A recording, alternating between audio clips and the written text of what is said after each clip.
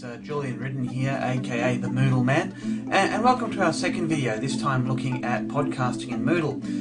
To do this, I thought best to actually show you live examples, so let's actually skip straight to it.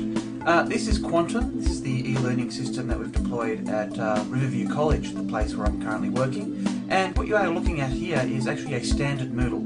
It's out-of-the-box Moodle. We haven't changed the code. Of course, we've done our own themes though and added some modules.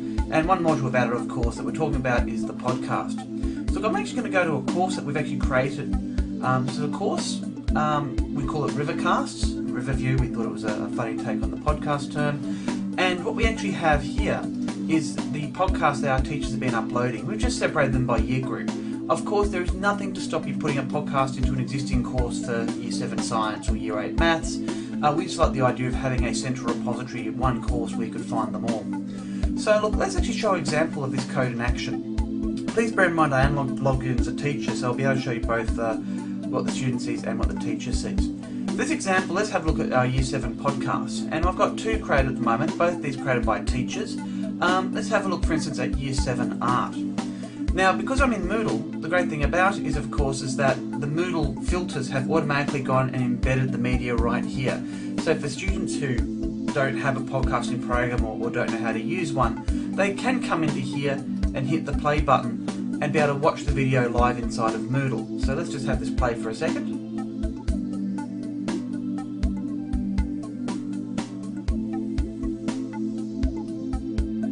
As you can see, it's a pretty simple podcast there that a teacher's created. So, it's very simple for the student. Of course, what happens if there's more than one video? Well, let me just jump back and let's have a look maybe at Year 7 Science. Year 7 Science has a series of videos that the teacher has added. If I just scroll down the page here, you can see that just listed by date value, one after the other. So for a student, it's very easy. For those of them who are savvy and who want to actually watch this podcast in a program like iTunes or maybe even an external browser, browsing a video player, like an iPod or a Zune, what they can do is just click on these buttons on the side. Now there's a standard RSS for any program, but there's also some specific ones. I'm on a Mac, so if I actually click on the iTunes link, you see that it's brought iTunes straight up, and it's now downloading the most recent video.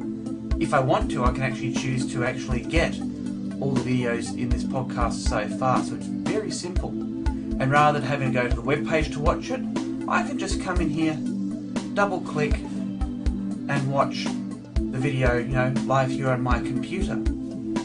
Best of all, if I actually want to watch it on a mobile device, I plug in this case I plugged in my iPhone, it could be an iPod, it could be a Zune or any other external device, as you can see here. And if I went back to my Year 7 Science, one tap, just wait for it to load there, you can see that the same video is now playing on an external media device. So what we have now is one tool that's gone through and really, I guess, hit both audiences on their head without having to duplicate any work.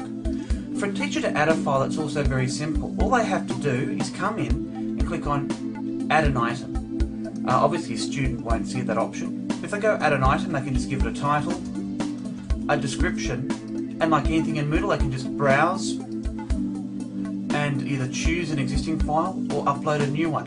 So there's no actual re-education for the staff member or teacher to have to use, because they've been using these kinds of tools in Moodle with resources and web page links and so forth. So that's just a quick look at the code and some of the possibilities. I hope that gives you some ideas. Please feel free to check out the Moodle forums for some other information, and I'd urge you, if you're going to do podcasting, to really check it out. Thanks. Until next time, I'll see you then.